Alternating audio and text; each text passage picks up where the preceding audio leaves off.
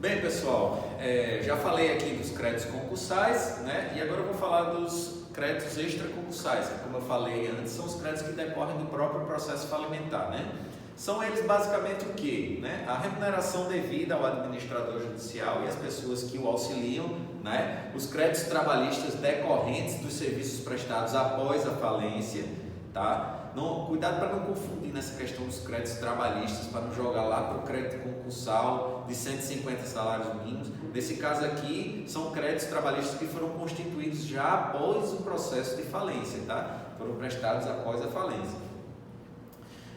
As quantias fornecidas à massa pelos credores, né?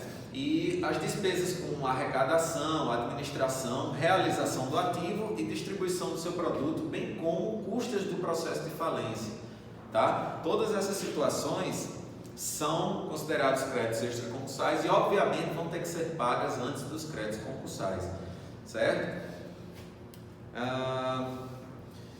Bem, uma vez preenchidos todos os pressupostos, né, para a falência, o empresário ou a sociedade empresarial, e no caso os sócios, no caso de responsabilidade das sociedades que tenham responsabilidade limitada, né, serão citados para contestar a ação de falência, e esse prazo de contestação é 10 dias.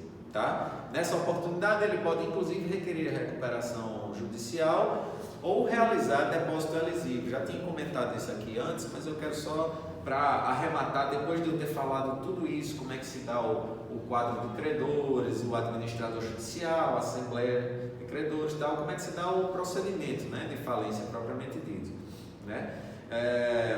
Podem requerer a falência, como eu já falei também, o próprio devedor, né, o cônjuge sobrevivente, qualquer herdeiro do devedor ou o inventariante, né, o cotista ou o acionista do devedor ou, enfim, qualquer credor.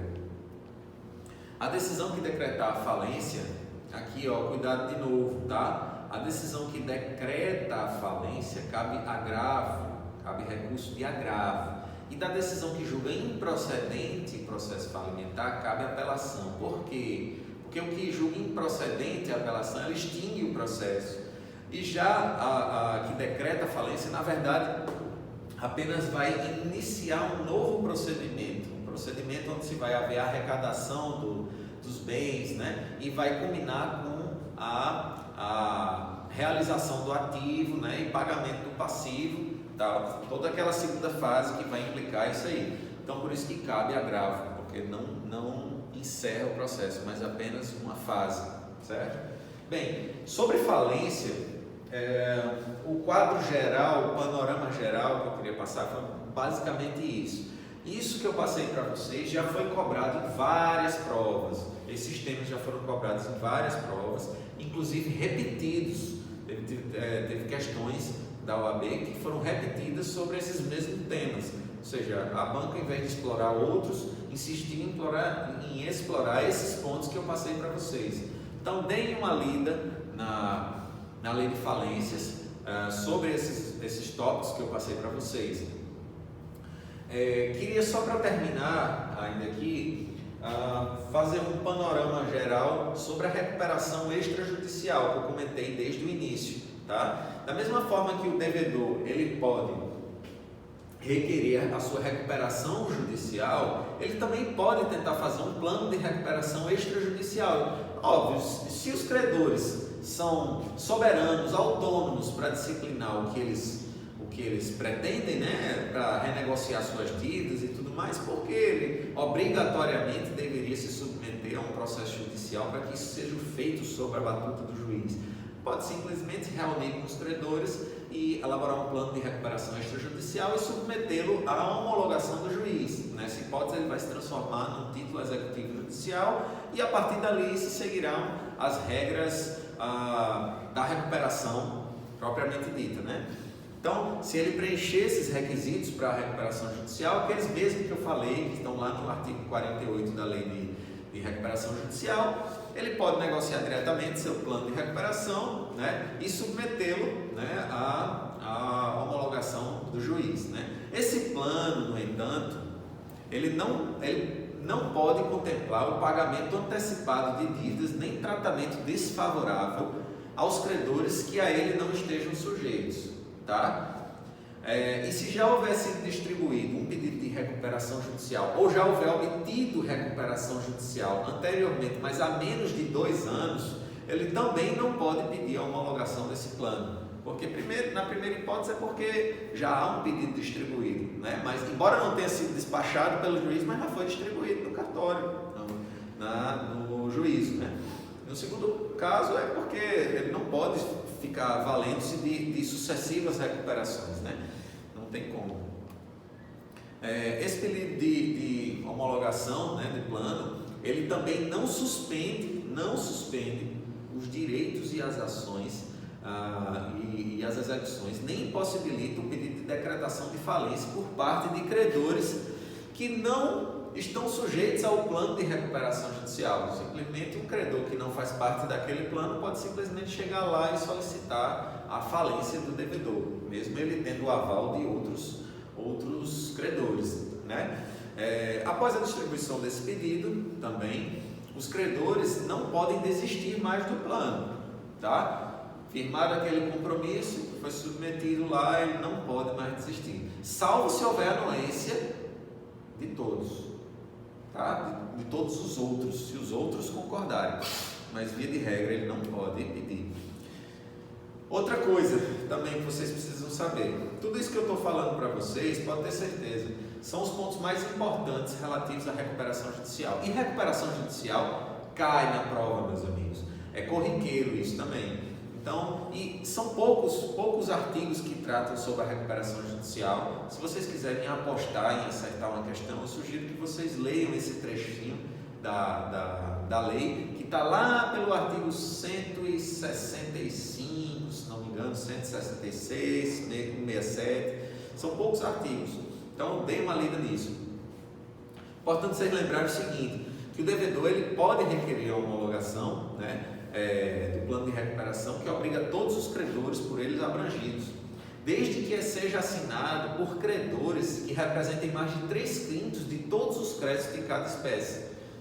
Então, um dos requisitos para o pedido de homologação é justamente esse, que os credores que estão manifestados ali, né, tenha respeitado esse quórum de 3/5 por cada classe, né, por cada espécie, conforme eu já falei aqui, os concursais. Então, isso vai abranger todos daquelas classes.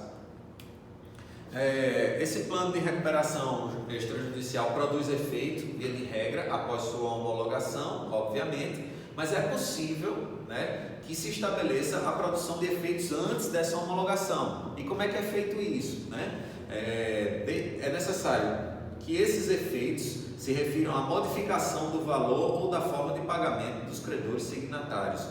Só há essa hipótese prevista na lei, né, do plano de recuperação começar a produzir seus efeitos antes da homologação judicial. É justamente naquela hipótese dos credores que aceitaram modificar as condições de pagamento dos seus créditos.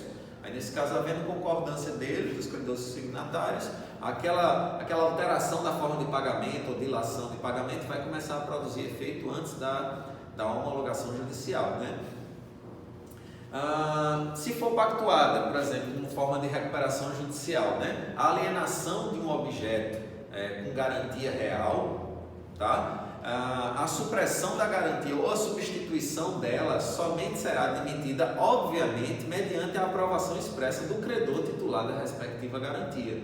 É possível renegociar, né, esse crédito com garantia real, promovendo a venda desse bem que está garantido, né, para pagar diretamente ao credor. Mas isso é necessário que haja a concordância desse credor que possui essa garantia.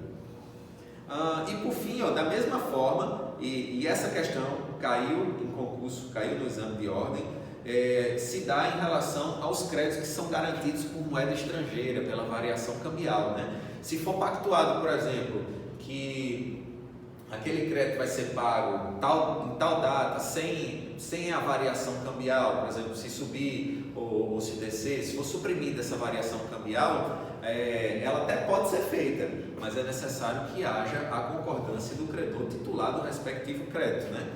Se ele aprová-la expressamente.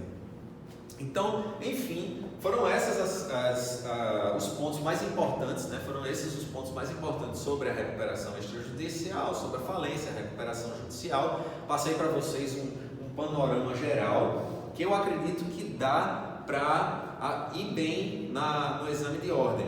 Acho que a gente sabe que é uma lei muito detalhada, são 200 artigos, né? Não dá para você reter assim do dia para a noite, principalmente porque vocês têm várias outras matérias para rever, né?